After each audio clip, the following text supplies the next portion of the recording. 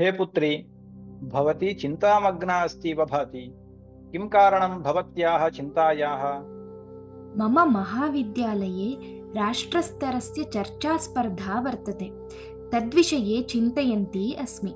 भवता तु कार्यालये बहवः वादाः क्रियन्ते, जयश्च सम्पाद्यते। तत्र वादसरणौ कीदृशं क्रमम् उपयुङ्क्ते भवान्? वयं सामान्यतः अस्माभिः किं किं वक्तव्यम् इत्येव चिन्तयामः। प्रतिवादिनः मतं तु विशिष्य न चिन्तयामः। किन्तु चर्चावेलायां प्रतिवादिनः मतं सावधानं श्रोतव्यं। तदा तस्य वचनान्येव उपयुज्य तस्य निग्रहं कर्तुं शक्नुमः। इदमेव निग्रहस्थानम् इति उच्यते। वादेषु जयं प्राप्तुं केवलं वक्तृत्वकौशलं न पर्याप्तम्, अपि तु यथोचितं निग्रहस्थानज्ञानम् अपि आवश्यकम्। निग्रहस्थानं नाम अपजयहेतुः इत्यर्थः। निग्रहस्थानं सम्यक् गृहीतं चेत् प्रतिवादिनः पराजयः निश्चितः एव। तत्कथम्? उदाहरणार्थं प्रतिज्ञान्तरं स्वीकृत्य प्रदर्शयामि। क्वचित् सभायां विरुद्धराजकीयपक्षयोः द्वयोः वक्त्रोः वादः चलति इति चिन्तयतु।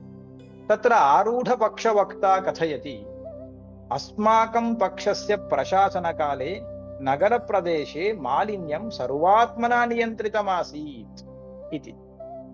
तदा प्रतिपक्षवक्ता आक्षिपति, अस्य वर्षस्य लेखपत्रानुसारेण जलमालिन्यं पूर्वापेक्षया द्विगुणितं वर्तते इत्यस्ति खलु इति। तदा आरूढपक्षवक्ता उत्तरति, नगरप्रदेशे वायुमालिन्यं सर्वात्मना नियन्त्रितम् इति मम आशयः इति। हे पुत्री, अत्र आरूढपक्षवक्ता स्वकृतप्रतिज्ञान्तरेण प्रतिवादिना निगृहीतः।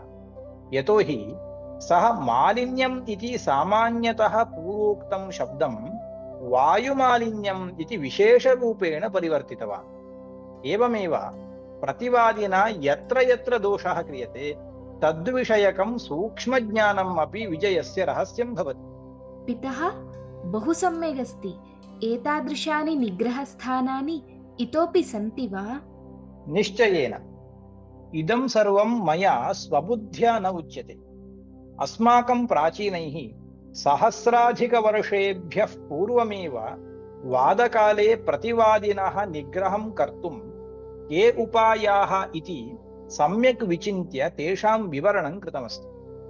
गौतममहर्षिभिः न्यायसूत्रेषु 21 संख्याकानि निग्रहस्थानानि प्रदर्शितानि। भाष्यकारैः वार्तिककारैश्च तानि विस्तरेण व्याख्यातानि। एतेषाम् अध्ययनेन वयम् अस्माकं वादम् अपि परिष्कर्तुं शक्नुमः, परेषां दुर्वादान् खण्डयितुम् अपि शक्नुमः। एवं वा?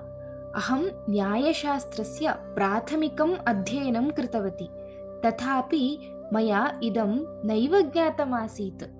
अहम् अस्य विषये अधिकं ज्ञातुं कथं शक्नोमि? उत्तमम्। अद्यैव मम मित्रस्य सन्देशः प्राप्तः। व्योमसंस्कृतपाठशालाद्वारा अधुना अस्मिन् विषये एव नूतनः प्रक्रमः आरप्स्यते। तत्र सोदाहरणं निग्रहस्थानानाम् अध्ययनं भविष्यति। केवलं 10 दिनेषु भवती अस्मिन् विषये सम्यक् ज्ञानं प्राप्स्यति। भवत्याः चर्चास्पर्धायां विजयी अपि भविष्यति। अतः अद्यैव नामावलिं पूरयतु। अस्तु, अहम् अद्यैव नामावलिं पूरयामि।